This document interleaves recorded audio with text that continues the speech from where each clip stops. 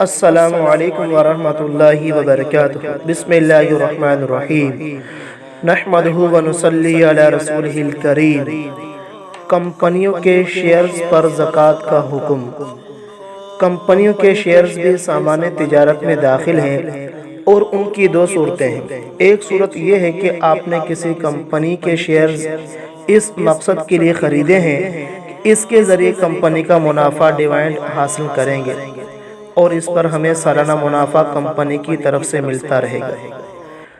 دوسری صورت یہ ہے کہ آپ نے کسی کمپنی کے شیئرز کیپٹل گین کے لیے خریدے ہیں، یعنی نیت یہ ہے کہ جب بازار میں ان کی قیمت بڑھ جائے گی تو ان کو فروخت کر کے نفع کمائیں گے۔ اگر یہ دوسری صورت ہے، یعنی شیئرز خریدتے وقت شروع ہی میں ان کو فروخت کرنے کی نیت تھی، تو اس صورت میں پورے شیئرز کی پوری بازاری قیمت پر زکوٰۃ واجب ہوگی۔ مثلا آپ نے 50 روپے کے حساب سے شیئرز خریدے اور مقصد یہ تھا کہ جب ان کی قیمت بڑھ جائے گی تو ان کو فروخت کر کے نفع حاصل کریں گے۔ اس کے بعد جس دن آپ نے زکوٰۃ کا حساب نکالا اس دن شیئرز کی قیمت 60 روپے ہو گئی ہے، اب 60 روپے کے حساب سے ان شیئرز کی مالیت نکالی جائے گی اور اس پر 2.5% کے حساب سے زکوٰۃ ادا کرنی ہوگی۔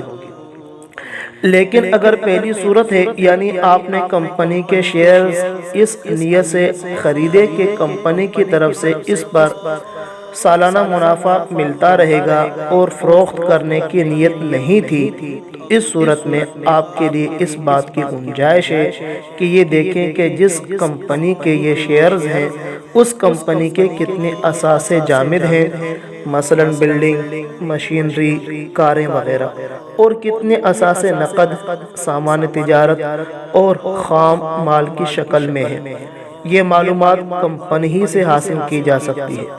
مثلا فرض کریں کہ کسی کمپنی کے 60% اثاثے نقد، سامان تجارت، خام مال اور تیار مال کی صورت میں ہے اور 40% اثاثے بلڈنگ، مشینری اور کار وغیرہ کی صورت میں ہے۔